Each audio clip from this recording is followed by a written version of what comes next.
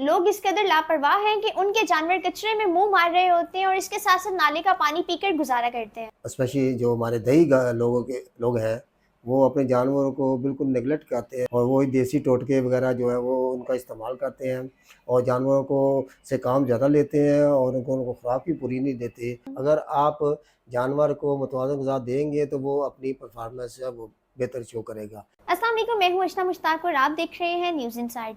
जैसा कि हमारे यहाँ पर लोग जानवर तो पाल लेते हैं लेकिन उनको उनकी देखभाल का सही से पता ही नहीं। लोग इस कदर लापरवाह हैं कि उनके जानवर कचरे में मुंह मार रहे होते हैं और इसके साथ साथ नाले का पानी पीकर गुजारा करते हैं। इस वक्त मेरे साथ साबिक additional principal veterinary officer doctor Mohammad Mushtaq साहब मौजूद हैं। तो आइए इनसे जानते हैं कि आप अपने जानवरों की किस तरह से बेहतर तरीके से देखभाल कर सकते हैं और उनकी ग़िज़ाई ज़रूरियात को किस तरह से पूरा कर सकते हैं। अस्सलाम वालेकुम। वालेकुम। अच्छा, मुझे ये बताइएगा कि जिस दौर में आप वेटरनरी डॉक्टर बने उस टाइम पे लोगों का इस फील्ड की तरफ रुझान बहुत कम था, तो किस चीज़ से इंस्पायर होके आपने ये फील्ड चूज़ किया? Thank you miss Ashna. बिस्मिल्लाहिर्रहमानिर्रहीम। जिस दौर में मैंने ये शुबा चूज़ किया, उस वक़्त लोग का रुझान कुछ इस फ़ील्ड के बारे में कुछ अच्छा नहीं था हुँ। और वो इस फ़ील्ड को इतना ज़्यादा पसंद नहीं करते थे। लेकिन मैंने जब देखा कि लाइफ़स्टॉक सेक्टर जो है वो स्पेशली जो हमारे लोग हैं, वो अपने जानवरों को बिल्कुल नेगलेक्ट करते हैं और ना ही उनकी इलाज मुआवजा सही कराते हैं और वही देसी टोटके वगैरह जो है वो उनका इस्तेमाल करते हैं और जानवरों को से काम ज़्यादा लेते हैं और उनको खुराक भी पूरी नहीं देते। तो मैंने सोचा कि मैं इस फ़ील्ड को इंशाल्लाह जॉइन करूँगा। हुँ। इस बात पे इसको समझते हुए इस मैंने ये शोबा जो है इसको जॉइन किया। जो ये वक़्त गुज़रता गया तो पोल्ट्री जो है वो एक डेवलप होती गई और वो हुँ। बाकायदा एक इंडस्ट्री की शक्ल अख्तियार करती गई। हुँ। जिससे मैंने महसूस किया कि मैंने जो फ़ैसला लिया है वो बिल्कुल सही है। इसी वजह से मैंने जो अपनी जो मास्टर डिग्री है वो भी हुँ। स्पेशलाइज़ेशन है वो भी मैंने न्यूट्रिशन में यानी एनिमल न्यूट्रिशन में मैं वो ठीक है। डिग्री जो है वो हुँ। की ताकि मैं जानवरों की खुराक के बारे में लोगों को कुछ बता सकूँ। सुनने में ये भी आया है कि आप वज़ीराबाद के अपनी फैमिली के और वज़ीराबाद के पहले वेटरनरी डॉक्टर हैं, क्या ये सच है? हाँ जी, ये काफ़ी हद तक सच है क्योंकि मेरी फैमिली में पहले कोई भी वेटरनरी इस शोबे में नहीं आया और जहाँ शायद मैं वज़ीराबाद का पहला शख्स हूँ कि जिसने इस फ़ील्ड को सेलेक्ट किया था। अच्छा, हमारे यहाँ तो लोगों को लाइवस्टॉक और वाइल्ड लाइफ के दरमियान डिफरेंस ही नहीं पता, तो मुझे ये बताएं कि इन दोनों में क्या डिफरेंस है, उसमें कौन से जानवर आते हैं और इसमें कौन से आते हैं? लाइवस्टॉक और वाइल्ड लाइफ ये 2 डिफरेंट डिपार्टमेंट हैं हम्म। और इनकी मिनिस्ट्रियाँ भी अलग हैं और इनका अपना अपना सेटअप है। लाइवस्टॉक के अंडर जो है वो हमारे जो डोमेस्टिक एनिमल्स हैं जिसमें गाय, भैंस, भेड़, बकरी, ठीक है। हॉर्सेस और म्यूल, डंकीज़ हम्म। ये जो है ये सारे आते हैं। जबकि वाइल्ड लाइफ में जितने जंगली जानवर हयात हैं हम्म। वो उसके अंदर आती है और उनका एक अपना सेटअप है, वही उनको लुक आफ्टर करते हैं, वही उनका ठीक है। जो है ना खुराक और इलाज मुआवजे का वही हम्म। सारा इंतज़ाम करते हैं।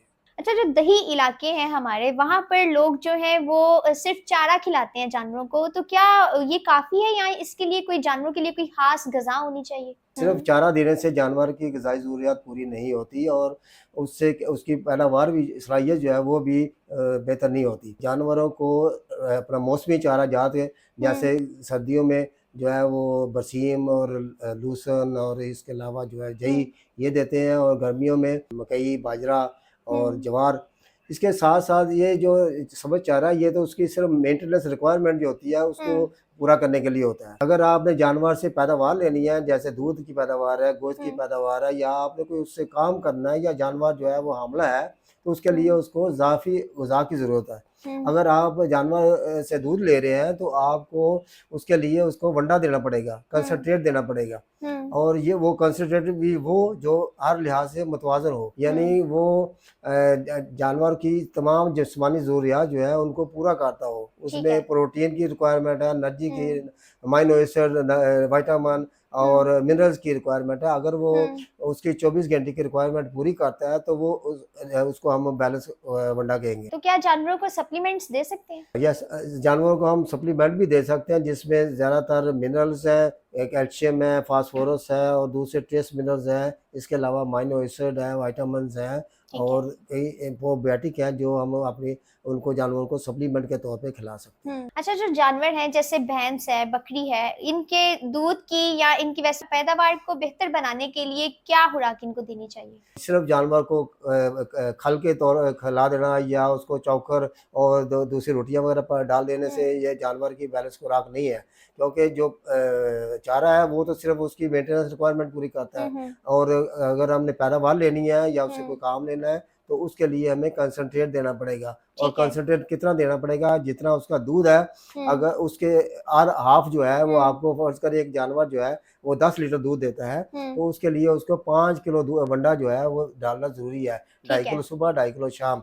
और जो अगर आपके पास सब्ज़ चारा अच्छा है तो फिर आप हर 3 किलो दूध के लिए 1 किलो वंडा देंगे। ऐसे हजरात जिनको जानवर पालने का शौक है, उनको जानवरों की देखभाल के लिए क्या करना चाहिए? उनको गर्मी में उनको किस जगह पे रखना चाहिए और सर्दियों में किस जगह पे रखना चाहिए? अपने जानवरों को मौसमी शिद्दत से बचाएं। गर्मियों में खासकर जो जानवर जब तेज़ लू चल रही होती है उनको सायादार दरख्तों के नीचे बांधें। मैंने देखा है कि गांव में ऐसे ऐसे ज़िम्मेदार डेरे हैं जहाँ पे एक छोटा सा एक कमरा होता है, उसके अंदर रात को इतने जानवर वो बांध देते हैं कि वो जानवर जो है सारी रात बैठ भी नहीं सकते, तो जिस वजह से वो जानवर जो है उसकी बेचैन रहता है सारी रात और सुबह उठ जब वो होता है तो वो अपनी पैदावारी सलाहियत भी खो बैठता है और सही तरह वो अपना दूध भी नहीं दे सकता।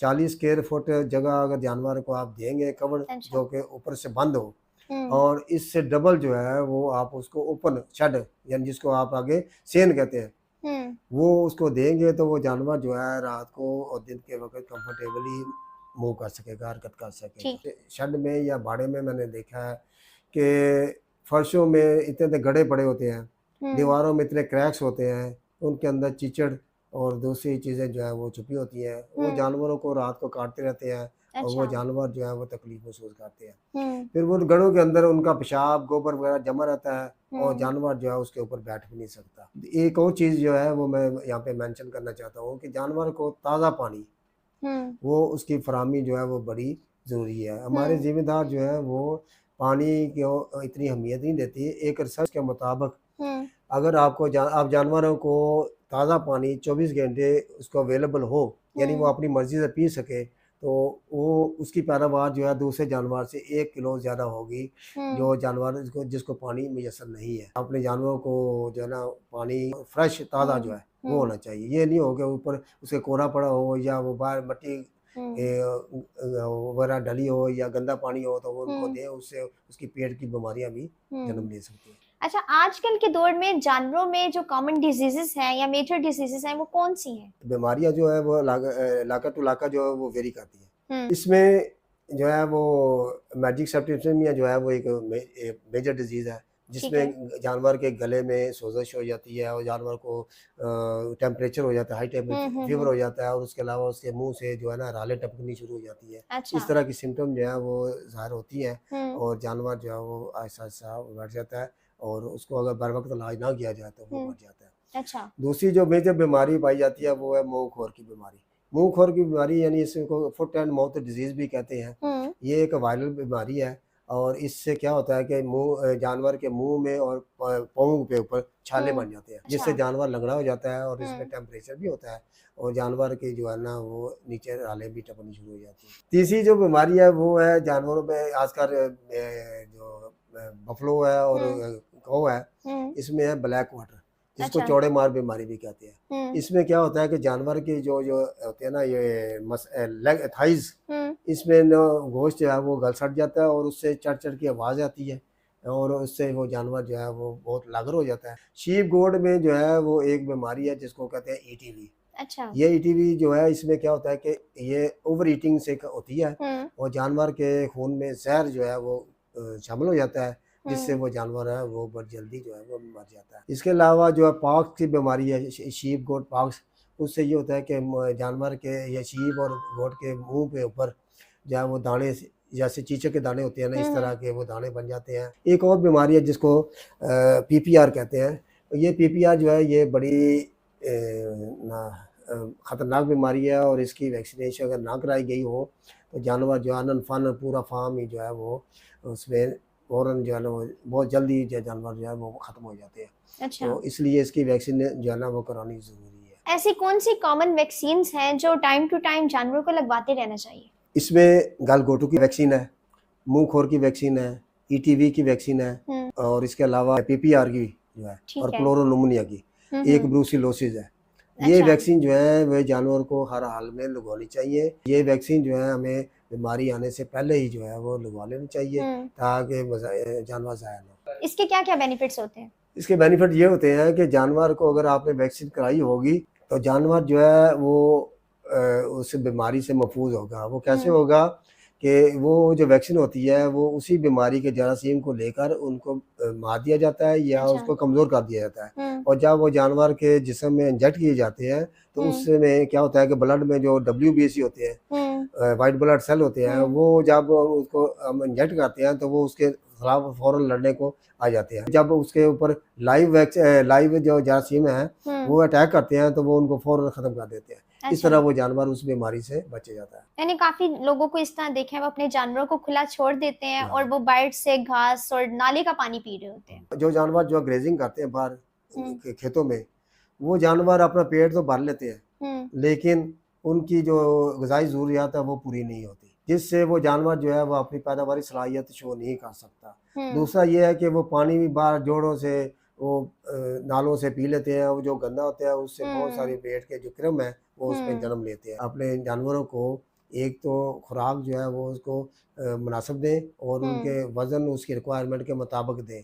ठीक और है। दूसरा पानी जो है उनको साफ़ ताज़ा जो खुद वो पसंद करते हैं पीना वही पानी जानवर को भी ओके। पिलाएं। अगर कोई बंदा अपना फार्म ओपन करना चाह रहा है, ठीक है, तो उसके लिए क्या-क्या रिक्वायर्ड होगा? उसके लिए सबसे पहले उसको जो चीज़ें देखनी है वो ये है कि वो जो उसके पास जगह अपनी हो और वो जगह जो है वो अप्रोचेबल हो, यानी यहाँ पे गाड़ी वगैरह जा सकती हो। नंबर 2 वहाँ पे पानी, बिजली, गैस हर चीज़ फैसिलिटी जो है वो वहाँ पे मौजूद हो। उसके अलावा उसके पास इतनी इन्वेस्टमेंट हो कि वो सारा जो है फार्म है उसको रन कर सके। उसके लिए उसने एक शेड भी बनाना है जानवर का और उस जानवर भी खरीदने हैं, उसकी खुराक का भी इंतज़ाम करना है ताकि एक कंप्लीट जो है फार्म जो है उसकी स्टेबल किया जाए। तो अगर वो 10 भैंसें या गाय रखता है तो उसके लिए कितना उसकी इन्वेस्टमेंट लगेगी? उसके लिए उसके पास कम से कम जो है वो 70 से 80 लाख रुपया जो है वो होना चाहिए ताकि वो आसानी से उसके जो अखराजात हैं उनको पूरा कर सके।